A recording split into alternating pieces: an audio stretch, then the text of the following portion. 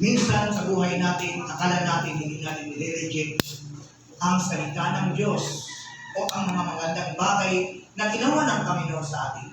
Kalimitan sa ating mga tao na minsan yung plano ng Panginoon ay hindi natin sinusunod. Mas sinusunod natin ang plano natin. Aminin man po natin kung sa hindi, talagang ganon ang buhay ng tao.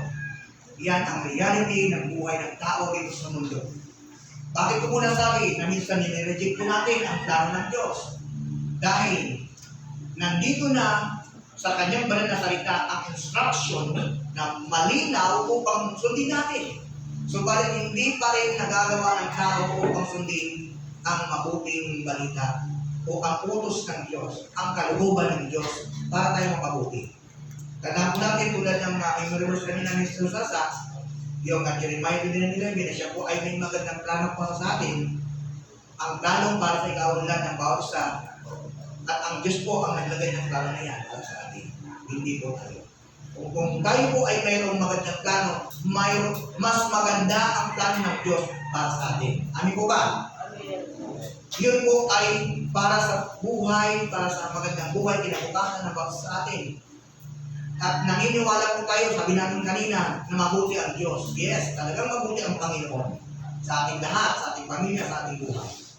So mayroon lamang po tayong tatlong puntos.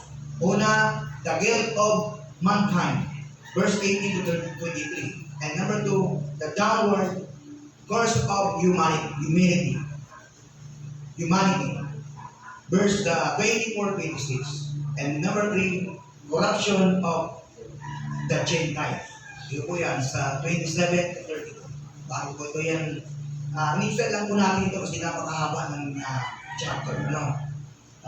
Kinuha lang po natin ito yung sabi na natin yung pinaka central idea of the text. Dahil po, kung pag-aaralin natin ang buong chapter na ito ng Roman, ay napakahaba.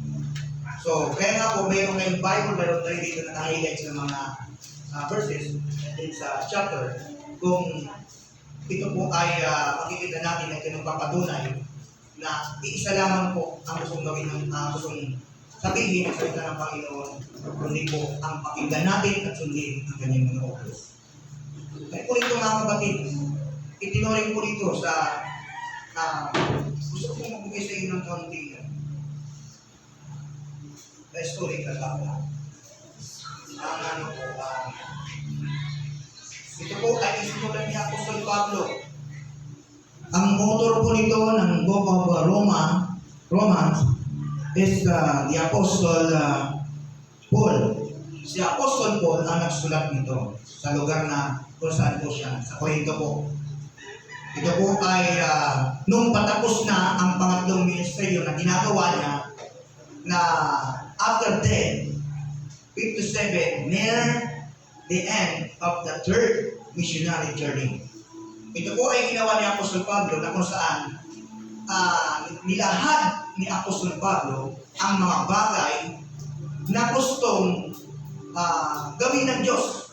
Una, dinala ni Apostol Pablo ang mabuting balita sa Roma para po sa mga Kristiyano. Ang kausap ko dito, ang inutuko dito, yung mga mananampalataya, yung mga Kristiyano sa Roma. Maliwanag po ito na binigay ng Diyos kay Apostol Pablo para ihatid. At itong sulat nito, ito po ay ang purpose po nito para po ihanda ang mga mananampalataya sa Roma na pagdating sa mga bagay na inaayawan ng Diyos. Yung mga ginagawa ng mga Kristiyanong Romano, Kristiyanong taga-Roma, ay ang Diyos ay nagbigay ng babala. Bakit? Dahil sa lugar na yon, inaisa-isa po ni Apostol Pablo kung ano ang pamumuhay ng mga Kristiyano doon sa Roma. Natulingan pong Kristiyano, pero ang pamumuhay naman ay tiwalis at ligo sa tunay na utos ng Panginoon.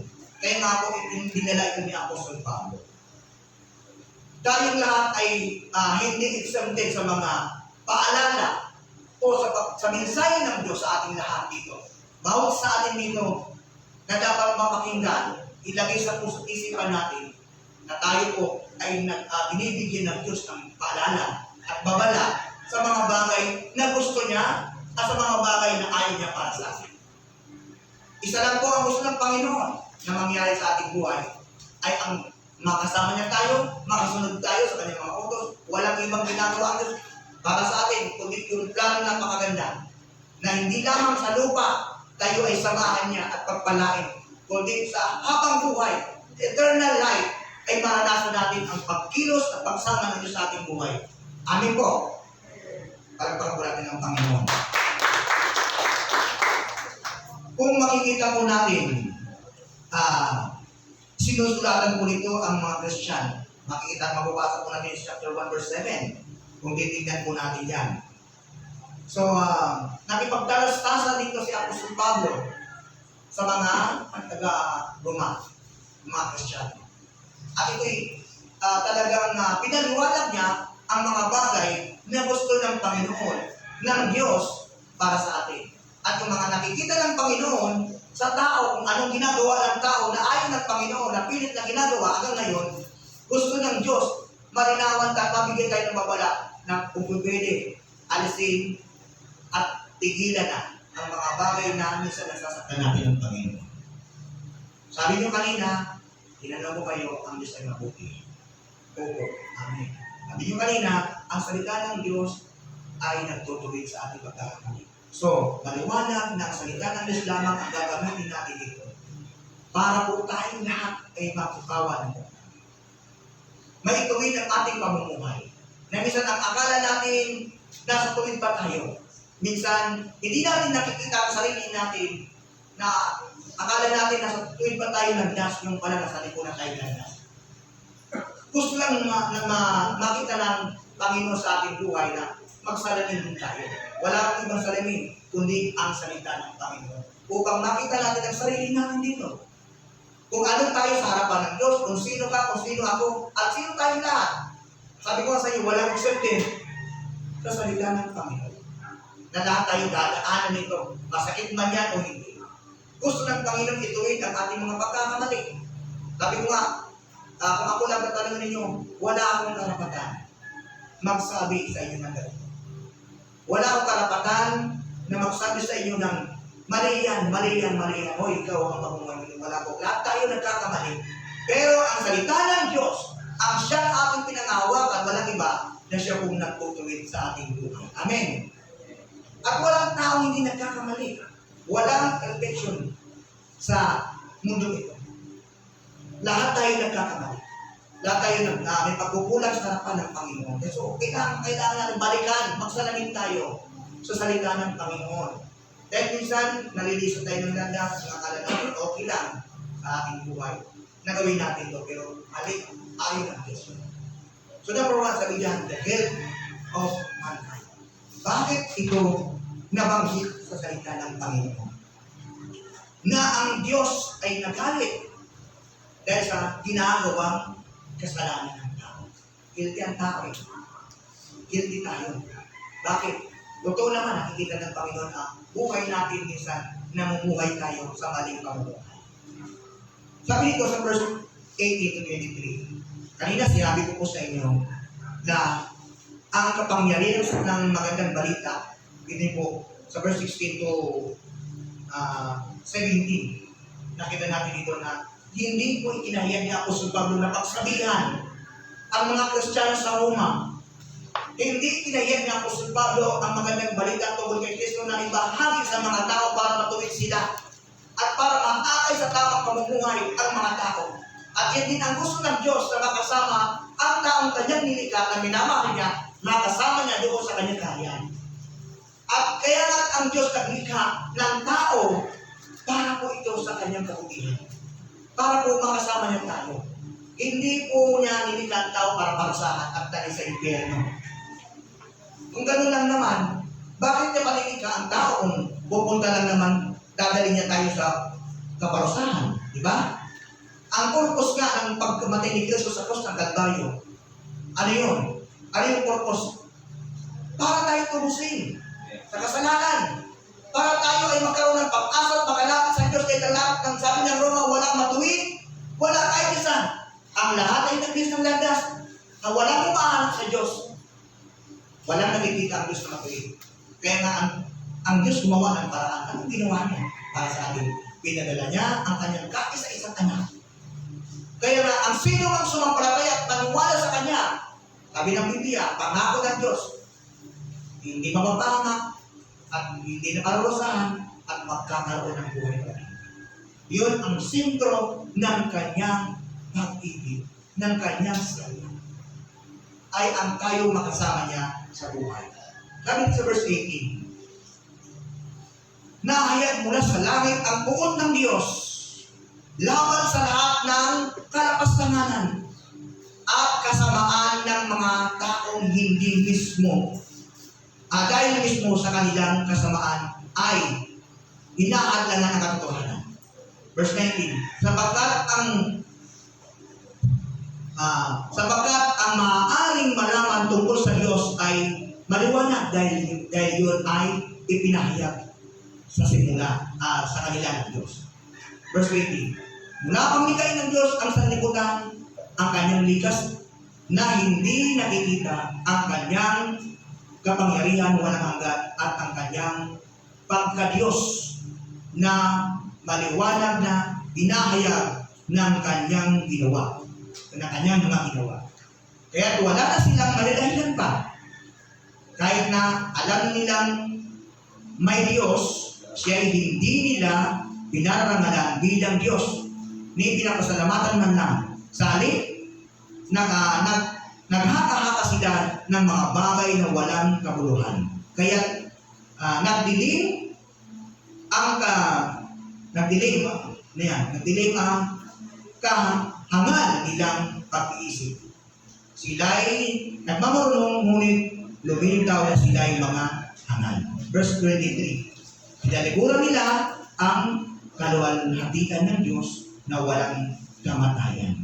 At ang sinasamba nila mga larawan, mga taong may kamatayan, ng mga ibon, ng mga hayop na may 4 na paa, at ng mga hayop na gumagapang. Kaya hinayaan na sila ng Diyos sa kanilang maruming pagnanasa hanggang sa hindi na nila mapigilan ang paggawa ng kahalayan sa isa't isa. Ang katotohanan tungkol sa Diyos ay pinalikuran at pinalitan na nila ng kasinungalingan. Sinamba nila at pinaglingkuran ang mga nilikha sa halip na ang paglingkuran ang lumikha na siyang dapat papurihan magpakailanman. Diba? Ito yung nakita ni Apostol Pablo sa mga Kristiyanong taga-Roma. Kung bakit nalihis na ng landas, kaya sabi ko sa inyo, the rejection of God. Yung gusto ng Panginoon, yung plano ng Diyos sa atin, hindi na nangyari. Bakit? Dahil po sa ating kagawa ng tao. Tulad dito, ipinakita ni Apostol Pablo, at ito ay inisa niya kung paano po ang tao, mga Kristiyano na po ito at mga mananampalataya, gumagawa pa ng mga bagay na hindi kalugod-lugod sa harapan ng Panginoon. Maliwanag po yan, mga kapatid. At bakit minsan ang Diyos, nakikita naman natin ang ebidensya, providence po, ang Diyos ay nagalit. Ang parusa ng Diyos, walang sinuman nakakahanda. Kaya ang tao, palaging pinapaalalahan ang salita ng Diyos, hindi pa rin nakikinig, hindi pa rin naniniwala. Nandiyan na ang mga evidence. Nakita natin, kabuluhan, mga sakit na dumadapok sa ating bansa, lindol, mga sakuna, mga gera sa iba't ibang panig ng mundo. At last day lang, lately lang nangyari. Ngayon sa Los Angeles, noon po ay nakupok ang buong syudad. Paano nila nilapastakan ang Panginoon? At hindi sila naniniwala sa Diyos na milikha ng lahat ng lupa. At dineclare pa nila na ang Diyos ay wala daw contribution sa kanilang kayamanan. Kaya nga, nagalit din Panginoon, sabi ko sa inyo mga kapatid, hindi pinapalabas ng Diyos ang sinong maglakas lamang sa kanyang pangalan. Naniniwala po ba kayo na kayo ay nilikan ng Diyos? Naniniwala po ba kayo na kayo ay special, inilalang ng Panginoon? Praise the Lord, parapakan natin ng Panginoon. Kaya nga, mga kapatid, ito yung tamang panahon na lakaran natin ang katwiran ng Panginoon. Ayaw niya na tayo ay malis ng landas. Alam po natin na napakaganda ng plano ng Diyos para sa atin. Pero kung tayo ay susuway, sabi ko sa inyo, kung tayo ay magtatalikod sa tamang landas at sa utos ng Panginoon, ang Panginoon ay hindi magdadalawang isip na iwalay. Tandaan po natin, kapag wala na ang proteksyon ng Panginoon sa ating tao, kapag wala na ang proteksyon ng Diyos sa pamilya natin, kapag wala na ang proteksyon ng Diyos sa ating church, ating mga kapatiran, walang magaganap. Walang magaganap na pagkilos ng Diyos sa atin. At ang buhay natin minsan, hindi natin alam kung saan natin. Kaya mga kapatid, kitang-kita kung gaano kalaki ang ginawa ng tao. Maliwanag na nahayag sa mga tao kung paano po nila pastangan ng Panginoon. Alam na ang mali, pero ginagawa pa rin. Huwag natin dahilan na tayo ay tao lang, nagkakamali. Yes, tao lang tayo.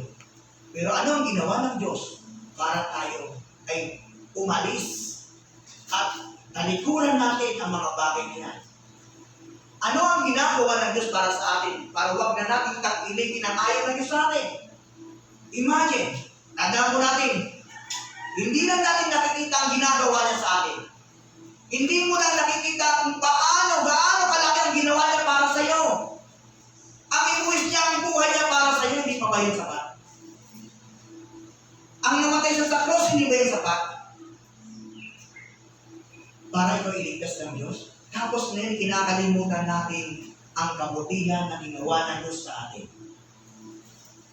Ito yung nangyari sa lugar na kung saan binahagian niya ang Apostol Pablo sa Roma. Kristiyano na yan. Mananampalataya yan. Pero bakit ganun pa rin ang ginagawa? Dahil po, nabungon sila ng kahalayan at kalaswaan. Mga bagay na hindi gusto ng Diyos sa atin. Mga kapatid, gumising tayo sa katotohanan. Tandaan natin, hindi pinapayagan ng Diyos ang mga taong gumagawa ng ganun. Bakit ito ang ating pinag-aaralan? Bakit ito po ang lagi natin pinanghawakan? Dahil minsan, nakikita pa ng Diyos sa ating puso na hindi ito ngayon nagbabago. Wala tayong tunay na pagbabago. Ito yung mga Kristiyano na. Sabi dito, nagtapos sa para sa mga mananampalataya. Para ihanda ang mga mananampalataya sa kanilang pamumuhay. Para dalhin ang mga mananampalataya sa tunay na turo ng salita ng Diyos at dalhin sa plano ng Panginoon. Ito yung purpose kung bakit pinalay ito niya Apostol Pablo sa mga tao. Sa atin din, bakit ito ginagamit natin? Bakit ito pinaalala sa atin? Ang mensahe ng Diyos sa atin ngayon na dapat gumising tayo sa katotohanan. Lumakad tayo sa katwiran ng Diyos. Huwag tayo lumihis sa katwiran ng Panginoon. Kahit gaano pilipit na ginawa natin, pilipitin pa natin ang katotohanan, lalabas ang kabutihan ng Diyos kung ano ang Panginoon sa ating buhay, ano siya, at kung ano tayo sa mundo ito. Maraming gumagawa niyan, mga kapatid, sabi ko nga sa inyo. Tama ang sabi ng Biblia. Ang kaligtasan po natin, individual. Hindi nakasalalay kay pastor. Hindi nakasalalay sa kapatid mo, sa kapatiran mo. Mismo tayo, ikaw. Individual ang aming kaligtasan. Kaya hindi tayo tatalima at dalaga sa katwiran ng Diyos, sa'yo rin yun. Hindi rin yun sa kapatid mo. Hindi rin maapit ang kapatid mo. Hindi rin maapit sa pastor mo. Kasi narinig mo na ang mabuting balita, napakinggan mo na na tama ang salita ng Diyos at siya ay banal, anong dapat natin gawin? Magpagabalan tayo. Yun ang gustong dalhin ng Panginoon sa atin. Huwag natin tangkilitin natin, pilipitin natin ang kabutihan. Tignan mo, basahin natin dito. Balikan po natin dito sa verse 21. O, di ba? 21, sabi niya sa verse 21. Kahit na kilala nila ang Diyos, siya ay hindi nila pinaraan. Imagine ha, bilang Diyos, may pinasalamatan man. Sa halip, nagtataka sila ng mga bagay na walang kabuluhan. Kaya nagdilim ang ama nila pag-iisip. O, di ba malinaw? Kahit na kilala nila ang Diyos, alam na nilang may Diyos. Kaya tama ang sinasabi ng Matthew 7:21 na hindi lahat na tumatawag, Panginoon, Diyos ko, Lord, Jesus, ay makapapasok sa kanan ng langit, kundi yaw lamang sumusunod. Marami nakakinig, marami nakapakinig ng salita ng Diyos, pero sumunod ba sila? Hindi po. Kaya sabi ng Biblia, yaon lamang sumusunod sa kalooban ng Ama sa langit. Kaya huwag nating pilipitin ang katotohanan. Kung alam natin mali, ayaw ng Diyos yan. Magkadahilan pa tayo, magkukumpin pa tayo kay Lord. Lord, pwede naman ito eh. Iayaw nga ng Panginoon, yan pipilipitin mo pa katotohanan. Sige ikaw, mismo, ikaw rin ang bahala. Kasi may buhay ka eh. Individual na kaligtasan natin, napakinggan mo sa salita ng Panginoon. Kung hindi mo pa gagawin yan, ikaw rin ang haharap sa Panginoon. At hindi na kasalanan ng magulang mo, ng kapatid mo, ng pastor mo, kung ikaw ay mapahama. Dahil nagbabala ang salita ng Diyos tulad ng ginawa ni Apostol Pablo sa mga taga-Roma. Kristiyano na ang sinasabihan nito. Mananampalataya. Bakit? Gumagawa pa rin ng kahalayan. Ang mga babae nagtatali sa mga kapwa-babae. Ang mga lalaki nagtatali sa kapwa-lalaki. Ayaw na nila makipagtalik sa talagang normal na lalaki at babae. Kundi ginugusto nila ang kahalayan. Yun ang gustong ipahatid sa atin ng Diyos ngayon. Na gumising tayo. Huwag natin takilitin ang mga bagay na ayaw ng Diyos. Alam niyo po, nag-research ako. Itong verse na ito, sa book of Romans, chapter 1, verse 18 to 22. Malimit lang na itinuturo sa church. Bakit? Kasi masasagasaan si brother at si sister. Masasagasaan si pastor. Masasagasaan si kapatid. Hindi nila tinuturo ang katotohanan. Sabi ko nga sa inyo mga kapatid, magsusulit ang mga pastor. Magsusulit ang mga pastor kung hindi nila itinuturo sa iglesia. Ang iglesia hindi nagtatayo sa katotohanan. Hindi niya sinasama ng Panginoon. Tandaan ko natin, ang kapangyarihan ng salita ng Diyos para tayo makalaya. Ito yun. Pero kung nagbubulag-bulagan tayo, nagbibingi-bingihan tayo sa katotohanan, kapatid, ang Diyos hindi magdadalawang isip na iwanan na. Tandaan po natin, ang Diyos ay banal. Ano eh? Ang Diyos ay banal. Huwag natin pilipitin ang salita ng Panginoon. Ito yung mga taga-Christian, mga taga-Roma, pinipilit nila ang katotohanan. At tingin mo, kaya niya kilala nila ang Diyos. Alam na nila. Alam nila ang Diyos. Ha? Imbes na magpasalamat sila sa kabutihan ng Panginoon, hindi naman nila pinarangalan ang Diyos. Ginoon nila yung kalayuan ng katawan na pinipilit namin ito. Gusto ko eh.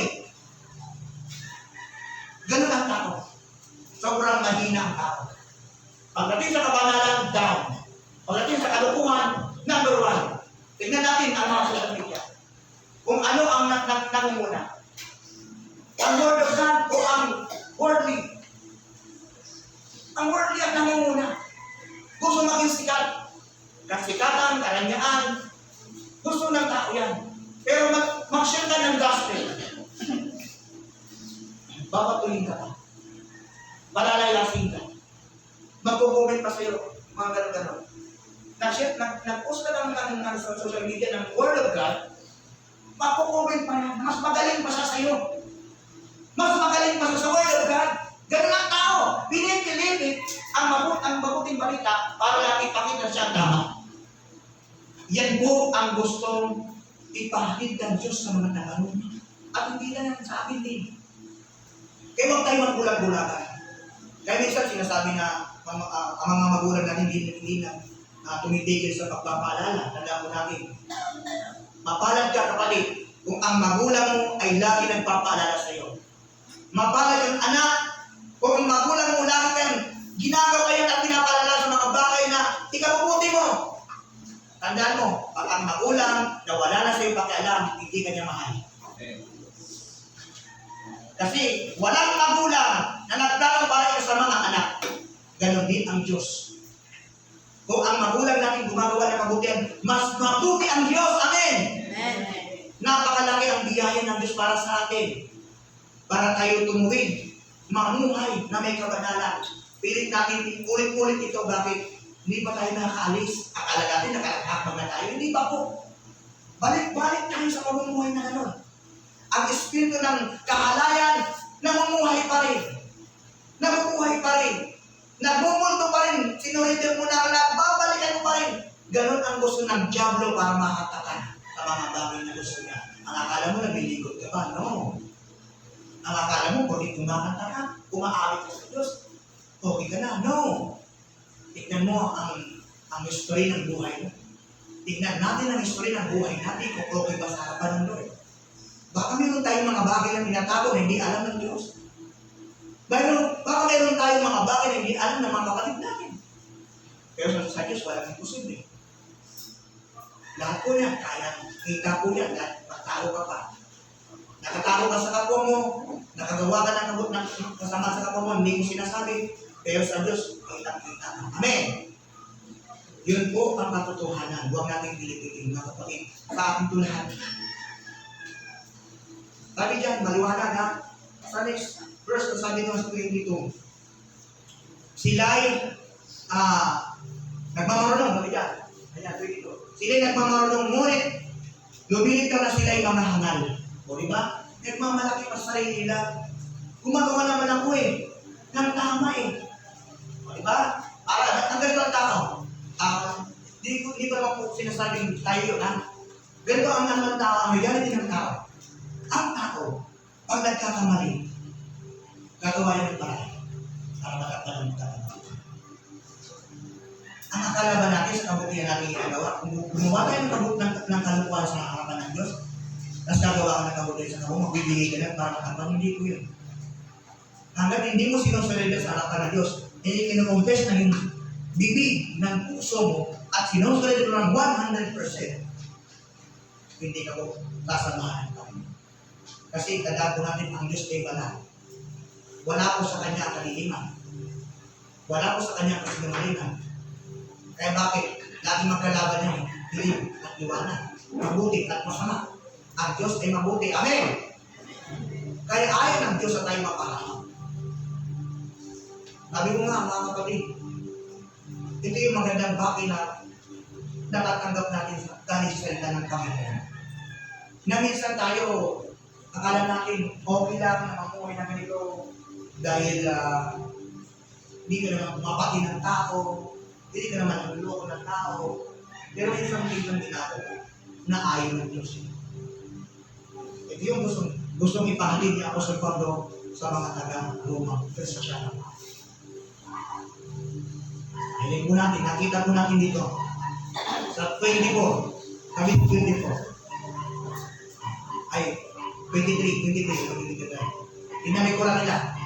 Tinalikuran nila ang kalwalatian ng Diyos na walang kamatayan. Na imbis sumamba sa Diyos, sumunod sa Diyos na walang kamatayan, pumunta sila sa mga namamatay. Hindi.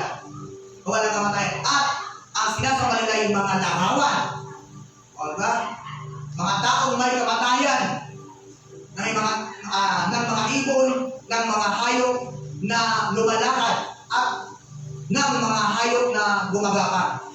Ano pa yan? So yan. Kaya, hinayaan na sila ng Diyos sa kanilang maruruming pagnanasa hanggang sa hindi na nila mapigilan ang paggawa ng kahalayan sa kapisan. Ito yung matindi. Ito yung pinakamatindi. Kahit Kristiyano na, gumagawa pa rin ng kahalayan. Kapag nandun ka sa lugar na yun, hindi mo mapapansin na ikaw ay nalulunod na pala. Ini-enjoy ang mga bagay na ayaw ng Diyos. Kasi, ang hilig ng laman, minsan, kapag nandun tayo sa pamumuhay ng hilig ng laman, hindi natin kayang kontrolin ang sarili natin. Hindi kasi, lasing lang kasi ako kagabi, kaya nga nagawa yun. Hindi po. Gilid kang laman. Ay, hindi kasi naawa lang ako kasi napagbigyan ko lang siya. Kasi gano'n. Gilid kang laman. At pag nandyan na po tayo, sabi niya, hindi na mapigilan. Pero anong gusto ng hiling na naman ginagawa? Na imbis na gusto ng Panginoon sa ating makabuti tayo, hindi na. Bakit? Ilalayo natin ang sarili natin sa presensya ng Panginoon. Kaya nga, kung nandito lang siya Apostol Pablo, baka paluin tayo eh. Matagal na tayo Kristiyano, nakapakinig ka na ng salita ng Diyos, pero hanggang ngayon, hindi pa rin nakikitawan ng mga bagay na ayaw ng Diyos. Minsan binabalik pa rin natin. Binupukawag pa natin na inalis na sa iyo ng Diyos, kinupawag pa rin. Kinuha na ng Diyos, sayang Lord, sayang. Kinuha na sa iyo mga bagay na ipapapahama ka, akin yan, ipapapahama ka yan. Pero okay naman, Lord, akin yan, gusto pa rin kunin. Gusto nga lang, yung plano niya, makabuti ka, ayaw mo makabuti. Mga kapatid, gusto ko ba namin makabuti tayo? Lumakad tayo sa kapiliran ng Diyos. Amen. Palagpakan natin ang Panginoon. Number 2. The downward course of humanity. Yung tao, nakita natin dito, kung paano ang kanilang spiritual down. At ginusto nila yung mga bagay na makalaman. Yung aral nila, kalaman lang nila, sa isipan nila, ito yung gusto ko eh. Masyadong bumagsak ang kanilang kaalaman tungo sa spiritual na buhay. Yung tao mismo ang gumagawa para bumagsak sila sa kasalanan. Kaya nga, down. Hindi nila tinignan kung ano ang mangyayari sa kanila. Ganun ang tao. Tinignan na. Ginagawa natin. Hindi natin titignan. Madalas lang sa yung desisyon. Ano ba ang magagalit kayo sa akin ng mama ko? O magagalit ko sa akin ng Lord? Kung gagawin ko ito? O basta ko nang gagawin ito? Wala tayong maganda ka plano sa buhay. Sabi nga niya, ang taong nakakaalam ng mabuti niya ginawa ay nagkakasala. Tandaan po natin yan. Sa verse 24, na binasa namin kanina, sabi diyan, kaya hinayaan sila ng Diyos sa kanilang maruming pagnanasa hanggang sa hindi na nila na mapigil ang magawa ng kahalayan sa isa't isa. Yun ang ginawa ng Diyos sa Sodoma at Gomora. Bakit na sinunod ang Sodoma at Gomora? Dahil hindi na sila napigilan. Kundi mong anghel gusto nagkasain. Yung anghel ng Diyos gusto nagbaypin. Sipingan. Hindi na sila gumagawa ng mabuti. Kaya nga nakitaan ng Diyos. Si Lot, pinaalis na ng anghel. Lot, isama mo ng pamilya mo. Huwag na kayong lilingon. Dahil ang lugar nito ay pauulanan ng Diyos ng apoy. Nakita ng Diyos, nakaabot na sa langit. Sa lugar ng Diyos, ang kasalanan ginagawa ng tao. Ano yung pinag-aayaw ng Diyos talaga? Kasi pag-reject ng tao sa Diyos, na ikaw ay hindi kang babae ka. Hindi ka lalaki ka. Tapos kung gusto nyo makipagdalit sa lalaki, rejection of God. Nire-reject natin ang kapangyarihan ng kabutihan ng Panginoon sa ating buhay. At insulto yan sa harapan ng Diyos. Kaya kung tayo hindi mamumuhay ng tama, kapatid, sabi ko nga sa inyo, sa ating po yun. Ang pastor, ang kapatid, nagpapaalala. Hindi po, pastor, ang nagsasalita dito na direct na mismo galing sa akin. Ang Diyos mismo, nagpapaalala sa akin through the Word of God na ginagamit lang po ang iyong lingkod para sabihin ito. Rejection of God. Nire-reject natin ang karangalan ng Diyos, ang kabutihan ng Diyos, ang kapanalan ng Diyos kung tayo ay hindi mamumuhay. Maliwanag ang sinabi sa Apostol Pablo, hindi nagsawa magpaalala sa akin. Sabi ko sa inyo, masakit ito. Data hindi ko dadaanan. Pero gusto ng Diyos mangyari ito. Bakit? Para tayo may tuwid sa ating maling pamumuhay. Amen. Huwag tayong, sabi natin, pinapagalitan tayo ng pastor. Hindi po. Si Lord ang nagpaalala sa atin para tayo ay hindi maliko at malihis ng landas. Nire-reject natin ang Panginoon eh. Kapag ginagawa natin ang mga bagay na ayaw ng Diyos, rejection of God. Nire-reject natin ang kanyang karangalan. Nagpupuri pa naman tayo, Lord, dakila ka, dakila ka. Pagkatapos ginagawa natin ang ayaw ng Panginoon, pag-insulto sa harapan ng Diyos. Ha? Siya ang Diyos na buhay, sabi ng John 4:24, ang Diyos ay Espiritu at katotohanan. Ba't sumasamba ka sa mga bagay sa mundo ito? Rejection of God. Hindi natin nire-respeto, nire-recognize na ang ating sinasamba ay tunay na Diyos. Naniniwala po ba kayo na tunay sa ating Diyos? Amen. Palakpakan natin siya. Verse 25, ano sabi sa verse 25? Pinalikuhan nila ang katotohanan. Diba? Katotohanan. Tungkol sa Diyos at pinalitan ng kasinungalingan. Pilit nilang pinitwist. Pinipilit nila katotohanan para lang idaldalhin ang kasamaan. Ganun ang nangyari sa lumang kumura. Pilit nilang sinasamba ay ginagawa yung ayaw ng Diyos pag-insulto eh. Diba kahit tayong tao, may ginawa kang mabuti at tapos insulto, mali yan, katawanan ka ba? Anong nangyayari sa'yo? May na-insulto ka, diba? Gumawa ka na ng mabuti, tumulong ka na tapos insulto ka pa. Ano ba naman yung ginawa mo na binigay mo sa akin? Luma na yan, bibigay ka pa, luma. Ininsulto ka pa. O anong nangyayari sa'yo? Diba? Tatanong ka. Ang Diyos, tingnan natin, gumawa siya ng kabutihan. Ginawa niya ang lahat para sa ating lahat. Tapos ganun pa rin disusulit natin sa Kanya. Diba, napakasakit nun. Ibinigay na sa atin ang kanyang anak na si Jesus. Pagkatapos sa talikuran lang natin, regalang walang kapantay, walang kapalit, walang bayan. Ha? Tapos sa talikuran lang natin, kapatid, gumising tayo sa katotohanan. Kaya dito sa church, ako po, sabi ko nga sa inyo mga kapatid, sa biyaya ng Panginoon, hanggat po tayo tumatayo sa katotohanan, magsasama-sama po tayo dito. Pero kung ang tinuturo ko po sa inyo, mali. Palayasin niyo po ako rito sa iglesia.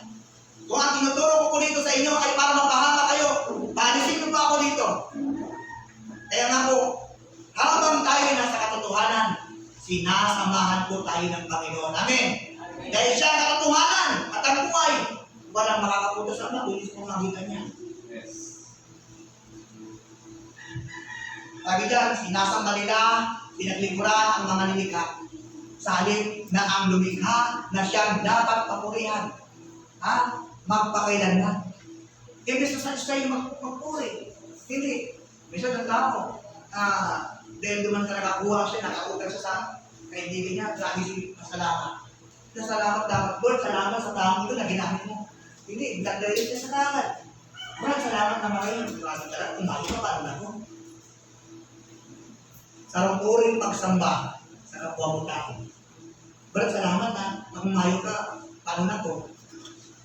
Pag magpasalamat tuloy sa Diyos, ay salamat sa Diyos, kapatid, ginamit ka ng Diyos para ako magkaroon. Salamat sa Diyos, purihin ang Diyos sa buhay mo ang palain na lalo ng Panginoon. Ganun dapat. Verse 26, ano sabi yan? Dahil dito ay ginayana sila ng Diyos sa mahalay na pagnanasa. Ayaw lang, ano po, maliwanag po yan, sinabi ng Biblia yan ha. Verse 26, chapter 1. Ayan ha. Pagnanasa, ayaw lang makipagtalik ng babae sa lalaki. Ha? Ayaw sa likas na kaparaanan. At sa halip ay sa kapwa babae sila nakikipag-ugnayan. Di ba masaklap yun? Kung ako lumikha sa inyo na babae, lalaki, siyempre, lalabas na galing mo yung paglikha ko sa iyo, magagalit ako sa iyo. Ano ba naman yan? Binigyan kita ng magandang bahay. Binigyan ng magandang kotse. Magandang buhay, tapos wawasakin mo. Di ba? Ganun lang yan. Alam mo ako nagregalo sa inyo. Binigyan ko ng magandang kotse, magandang bahay. Halimbawa lang ang nagbigay ko sa inyo. Binigyan kayo ng magandang lamig. Tapos pinakita ko sa akin, dinirakan mo sa harapan ko. Sa harapan ko mismo. Itong kotse ko, walang kwenta. Ito damit na binigyan ko sa akin, pangit. Ano nangyayari? Nagalit ko ako. Imawa na ako ng ito. para lang bigyan ka. Nirigaluhan kita sa ng ginawa mo. So napakababaw, pero ang Diyos, isipin niyo po nilikha ka, special, sabi niyo kanina, naniniwala ba kayo na special kayo? Amen! Special kayo, nilikha ng Diyos. Kaya kung anong katayuan mo, yun ka. Pasalamatan mo sa Panginoon kung anong pagkatao mo, kung anong kasama ng Panginoon, at huwag mong babaguhin yun. Kaya sabi ng Biblia, karurusahan ng Diyos ang sino mang magwasak sa pinahiram ng katawan. Pinahiram ng katawan, dinalan sa atin to. Hindi to sa atin. Sa Diyos to galing. Pinahiram lang po ang ating katawan, ang ating buhay. At pag binawi ng Diyos, sabi ng Panginoon, magsusuri po ang bawat isang tao sa harapan niya sa lahat ng kanilang ginawa. Hindi tinitignan nito, gumawa ka ng mabuti. Nagpatayo ka ng iglesia, tumulong ka sa mahirap, nagbigay ka sa mga naapi, nagpakain ka sa mga walang pagkain, hindi po kayo diniligan niya. At tinitignan nito ng Panginoon kung ikaw ba ay sumunod sa kanyang mga utos. Ikaw ba ay sumunod sa kanyang sinasabi. Dahil sabi ng Biblia, maraming naglingkod, tumatawag sa Diyos, nagbigay sa simbahan, nagpakilala ng Kristiyano, naglingkod sa mahabang panahon, pero sabi ng Panginoon, sa pagbanda ko rin, kailanman, hindi ko kayo nakikilala. Bakit hindi nakilala? Bakit po hindi nakilala ng Diyos? Dahil hindi sila sumunod. Sabi ng Biblia, yaon lamang sumusunod sa kalooban ng Amang nasa langit. Sa panahon ni Moises, sa panahon ni Moises, hindi sumunod ng mga Israelite, kaya mahamak sila, nakamatay-matay sila sa ilalim. Naubos ang kanilang lahi sa ilalim, yung mga matatanda. Imbis na 40 days lang, naging 40 years.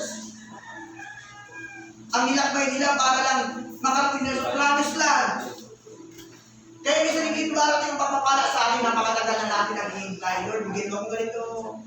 Lord, prayer ko na, pagpalay mo naman ako. Prayer ako na ako ng trabaho. Bigyan ako naman ng negosyo. Bakit dumarating? Bakit? Hindi tayo sumusunod. Pag binigyan na tayo ng trabaho, nakalimutan na si Lord. Ayun, pastor, busy ako, hindi trabaho ako. Yung walang trabaho ka, sa pagpili mo nga ako, pastor. Magkatrabaho lamang ako, pastor. Ano mo na yun? Trabaho. Bibili ka. Kung nakatrabaho na, pastor, busy ako, hindi ko pwede makapastor. Paglitin ako ni boss. Yun ang naging dahilan. Pero depende sa mga sitwasyon. Pero kung lagi na lang na abala ka sa trabaho mo, simula na ikaw yung lalaki, anong hiningi mo kay Lord trabaho? Tapos may trabaho ka, nakalimutan mo na kay Lord, nakalimutan naman si Lord na nagsigising ng trabaho. Grabe yun. Grabe yun. Nakakari yun. Okay? Grabe dyan? Makipagtalik sa babae, ayaw na makipagtalik sa babae, ng babae sa lalaki, ayon sa likas sa kaparaanan. Hindi lang ginagalit ng Panginoon, kaya pinadala ng apoy ng Diyos. Sa tingin niyo po, ang Diyos nagbago? Hindi po nagbabago niyo sa pangako niya. Sa mga taong suwain, may parusan. Sa mga taong nagtatalikod sa Diyos, may parusan din ng Panginoon. Sa mga taong sumusunod, may pagpapala ang Diyos. Sa mga taong nagtatalima sa kabanalan, sasamahan ng Diyos. Ganun po ang Diyos, hindi po siya nagbabago. Kung nagbago na siya, hindi Diyos mismo ang ginagawa natin. Alam mo, nagbago ng Diyos, wala nang kaligtasan. Sayang po ng pinagpaguran natin dito, balik-balik tayo every Sunday, nagkahayo tayo, nag-share tayo ng gospel, wala din naman pala.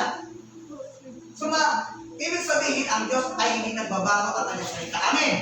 Talapakan natin ang Panginoon. At tatlo, corruption of the Gentiles. Paano naging nagtakuran ang mga Gentiles? Grabe, no? Nasa katwila na sila. Kristiyano na sila, pero nakorap pa rin. Nadala pa rin. Naging tiwali. Pag sinabing tiwali, kabayan, o yung abuso, abusado. Bakit ikaw ang ninyo, abusado ka sa kapangyarihan mo. Bakit ikaw ang pastor, abusado ka sa kapangyarihan mo. Bakit ikaw ang head of the company, abusado ka, tatanggalin mo lang ang gusto mong tanggalin, hindi mo ganun. Nakita natin dito, maski ang Kristiyano na korang. Nadala ng kanilang emosyon, mahal ko siya eh. Nalakat ko siya, kahit mali. Akala niyo ba papakilan tayo ni Lord? Akala niyo papanigan tayo ni Lord kung mali ang ginagawa natin? Hindi po. Tandaan po natin, hindi natin kayang takpan o bilihin ng pera. Hindi natin kayang palitan ang mga bagay na kabutihan na ginawa ng Diyos para sa atin. Sino tayo para magbigay ang panahon ng pera? Ang ginawa natin para huwag ka na magsalita. Huwag ka na magsalita niyan sa ating mo. Magbibigay ko sa iyo, huwag ka na magsalita, huwag ka na magkwento na ginawa ko yun. Hindi ganun ang Lord. Hindi kinukonsindi ng Panginoon ang mga gawang mali. Amen. At kung ang tao gumagawa ng mabuti, hindi niya rin pinapalagpas. Pinagpapala niya rin ang mga gumagawa at sumusunod. Higit na pinagpapala ng Diyos at tumatalima sa kanyang mga utos. Ang akala nila, lagi na magpapalo, hindi na magpapalo yun ng Diyos ang sumusunod. Kaya sa magulang, sa magulang, pinili ko kahit pinili ko ka ng siya na lang, si Brado na lang. Basta mo na. Kunwari, ang anak mo si Gab. Si Gab na lang, tabaw na si Sophia. Pasunod si Sophia. Ano ba si Gab na pag inutusan mo ng bumili ng sardinas at kakapugan, ano masasabi mo ba na na? Kaya talagang pastor yung condition ng wifi. Tama! Tama! Mayroon ka na nagsabi sa Facebook. Kung hindi ka na nag-respeto ng anak mo, tanggalan mo ng karapatan na maging anak siya. Tanggalan mo ng karapatan na siya anak mo. Kung hindi ka na nag-respeto, ha? Tama, salutan. Kung ayos sa manod, patayin ang wifi. Pagkawin ng wifi. Sa bahay, marami ng nasabi. Sabi ko, pabira ko, ako nagpulit. Lukutin na ako. 4 lang ang limit doon. Pag ako nagpupulit, wala na. Tumatawag si Midi sa ganit na sa akin. Tapos lang. Kasi iba na nakapulit sa wifi. Kaya hindi mo kinalisan yung wifi. Para talasin mo na wifi na ito. Kaya po, ganun po. Nakorap. Minsan, ang tao, kahit Kristiyano, nakukurap pa rin ng mga bagay sa mundo. Huwag tayo i-ignore yung mga bagay dito. Dahil isang paalala na sa atin na huwag tayo kumawa o maglihis ng kanyang kalooban na magkatang Diyos ay mga magandang plano para sa atin. Kung susunod lang tayo mga kapatid, tuloy-tuloy ang biyaya, dadali ang biyaya ng Diyos sa atin, at kung ano man yung plano mo sa buhay, sasamahan ka ng Panginoon. Amen? Pero kung makulit ka, sobrang kulit, alam mo nang mali, pinipilit mo pala. Pinipilit mo pa rin, siyempre, magagalitan na ng magulang mo, mali yan na. Ang alam ng mama mo, nasa school ka, tapos nalaman niya, nandun ka pala sa mall. Kasama mo yung ano mo. Kaibigan mo. Diba? Ang alam ng mama mo, nag-aaral ng matino. Pagdating ng hindi ng klase, baksak ka. Wow. Sakit nun. Kaya sabi ko kay Janice at kay Joshua, pag hindi kayo tumino sa pag-aaral, umaksa kayo ng taon, wala nang pag-aaral na mangyayari. Tapos na. Pag building na kayo dyan, umukok na kayo, magputol na kayo ng bakal. Yan ang umpisa ng buhay nila. Ayaw mo magkaral. Kaya po, ito, napakasimpleng instruction ng Panginoon sa atin. Na huwag tayo magpatangay. Amen. Sabi ng verse 27, sabi dyan, verse 27. Ganon din ang mga lalaki. Ayaw na nila magkikapitalit sa mga babae. Ayaw na sa likas na paraan at sa kanilang kapwa lalaki sila na umaling. Ginagawa nila ito ang mga kasuklam-suklam ng mga bagay. Kaya sila ay pinarusahan ng nararapat sa kanilang masamang gawa. Maliwanag po yan. Mismo ang salita ng Diyos ang nagsabi niya, hindi ko kwento yun.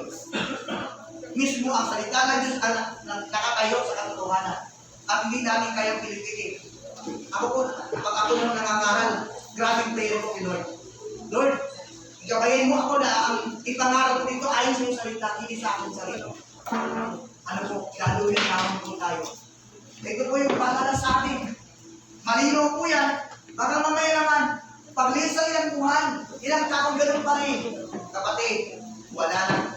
Wala nang pananagot sa inyo si pastor. Wala nang pananagot sa inyo si mama mo, papa mo, nagpaalala na.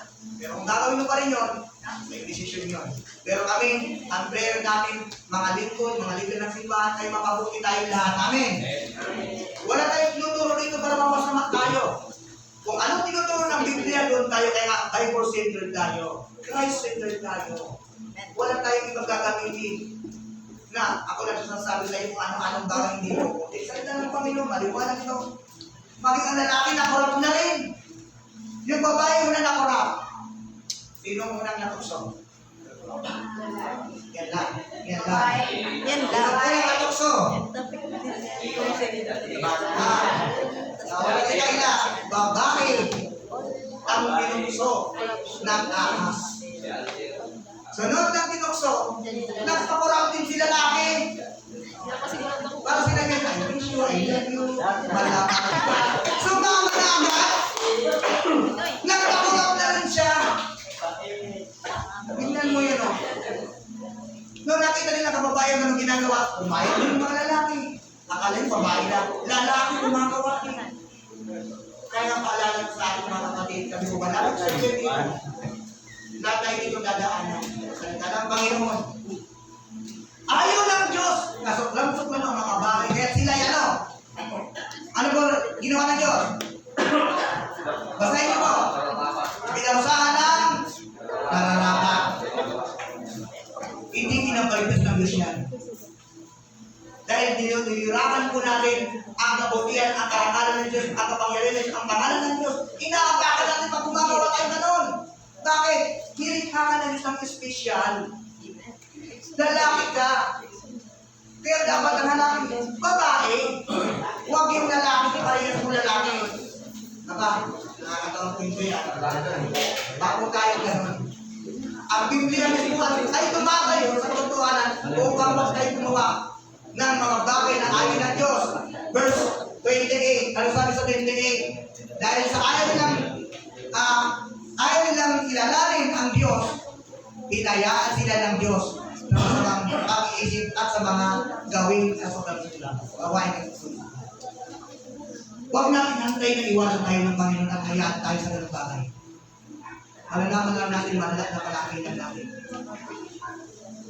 Huwag mong hayaan, huwag ka magpakurap, amen! Huwag kayo magpakurap, sabi dito, corruption of the Gentiles. Tayo mong tinutukoy dito, ikihodyo. Tayo mga hintil. Kaya kung tayo magpapakangay, magpapakurap sa mga bagay sa mundo ito, kawawa tayo. Sayang na kinagkaroon na guminto ka na. Nang pagpunta mo sa simbahan, nang pag-worship mo kay Lord, kung hindi ka naman nagbabago, ang pilit mong pinipilit ang kasamaan ka sa buhay mo. Sayang ng panahon.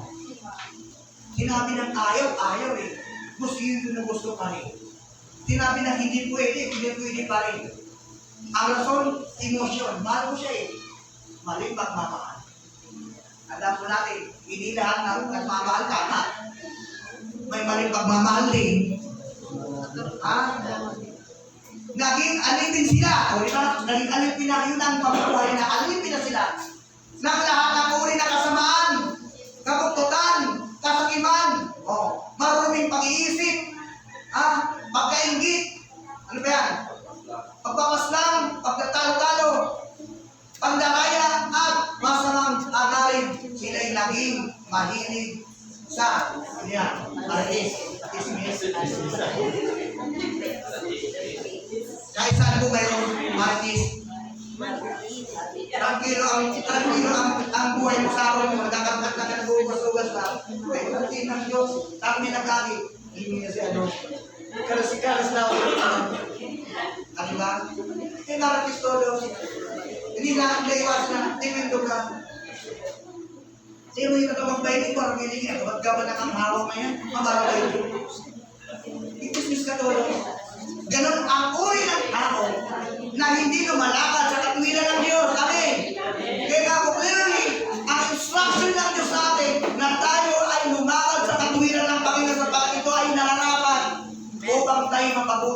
sa ating buhay. Sabi niya, verse 30, pati na po tayo mataas mga kapatid. Ang kapanirap ko rin, ang luklang sa Diyos, walang pakundangan, makabataan, mayayaman, mapakatha ng kasamaan, at suwain. Yan. Suwain sa ano? Ay nagsabi niya. Suwain sa magulang. Sila'y naging mga angal, mga taksin, mga walang puso, at di marunong lumingat sa kapwa. Sabi nga naman, wala kang kanyang utang na loob. Kaya po, ito po yung bagay na gusto na Diyos na makita sa atin. Kapatid, napakaraming teksto sa Biblia. Starting na Genesis, Leviticus, Roman, sa 1 Corinthians, nakita po natin dito, bilang magkatapos mga kapatid, ito yung aking katanungan, anong sinasabi ng Biblia tungkol sa paggawa ng mga kalayan, kasamaan, karumihan, o kalaswan? Sa Leviticus, nabanggit po yan sa chapter 18, verse 22. Ayon ng Diyos, simula pa sa Old Testament, diniglan lang ng Panginoon na siya ay banal, na siya ay matuwid. Ayaw niya ang tawapahamak, pero pinipilit pa rin ng tao. Romans chapter 1, verse 26-27, binasa natin kanina. 1 Corinthians chapter 6, verse 9 to 10, nabanggit din po ang mga bagay niya. Genesis chapter 2, verse 24, ang militan ng Diyos, lalaki at babae, maliwanag po yan. Sa 1 Corinthians chapter 7, verse 20, verse 216, na siya lamang po ang dapat nating makikwal ng tama. At sa kanya po lamang dapat tayo magbigay ng kapurihan. Sa Ephesians chapter 5, verse 23, hanggang 32, sa Romans chapter 8, chapter 1, verse 18, ito nabasa na po natin yan. Marami pong mga verses na mga references na makikita natin ito. Ito po, konti lang po ito, almost 15 verses lang po. O references ang nakuha ko, kinuha ko na napakahaba. Kung pag-aaralan niyo po, marami at mahaba ang paalala ng Diyos sa mga tao, sa mga lingkod ng Diyos, sa mga Kristiyano, na tayo ay mamuhay ng kapatid. Huwag nating i-reject kung ano yung binigay sa iyo ng Panginoon. Amen. Kung ano ka, magpasalamat ka sa Kanya. Ano yung pinagawag mo ngayon, pasalamatan mo siya. Nasaan ka na ngayon? Pasalamatan mo siya. Dati kang mahirap, pinaulat ka na Diyos, pasalamatan mo siya. Wala kang alam sa salita ng Diyos dati, ngayon may alam ka na, pasalamatan mo siya. Dati puro ka pagsurok, ngayon wala na, pasalamatan mo siya. Dati nagpakabigat ng pakiramdam mo, ngayon hindi na. Dati may sakit ka, may pinagaling ka na, pasalamatan mo siya. Amen. Dahil ang Diyos ay mabuti sa ating lahat. Tayo po natin ngayon. Manalangin po tayo. Na tayo lahat ay magbigay ng kaluturan para sa ating Diyos na buhay. Dahil ang Diyos ay nakalipa at nag-aalok para sa atin. Ang Diyos ay lagi nakabukakan ng kamay. Kapatid, tigil ninyo ang mga mata at kausapin ang Panginoon. Sa kabila ng ating mga pagkukulang, nariyan ang Panginoon para ikaw'y patawarin. Sa kabila ng iyong ginawa na ating ginawa, na nasaktan natin ng Diyos, sambitin mo at buksan mo ang bibig mo at puso mo upang kausapin ang Panginoon. Sa iyong harapan, nakikinig siya. Nakikinig ang Diyos sa iyong pangungusap. Kausapin mo ang Panginoon kung ano yung mga bagay na sasaktan ka. Nahihirapan ka ba sa buhay? Nataglay mo ngayon. Hindi ka ba makapagbigay ng kalaburan sa Kanya? Kapatid, it's the time na ikaw ay lumapit sa Kanya. I-recognize mo na ikaw ay anak ng Diyos. Na ikaw ay pinagpala ng Panginoon. Na ikaw ay espesyal ka ng Panginoon. At ayaw ng Panginoon na mapahamak ka at mapahamak tayo lahat. Dakilang Diyos, tanggapin mo ang aming alay. Salamat sa buhay na pinagkatiwala mo sa amin. Salamat sa karunungan at kalakasan na binigay mo sa amin ngayon. Na iyong salita ay mailagay sa puso namin, sa isipan namin, sa mga kayo kumaroon, taglayin po namin lagi ang paalala, ang salita mo, magbibigay sa amin ng kalakasan at karunungan. O Diyos, sinabi mo na ikaw lamang ang Diyos na nakakatalos, nakakaalam ng aming puso't isip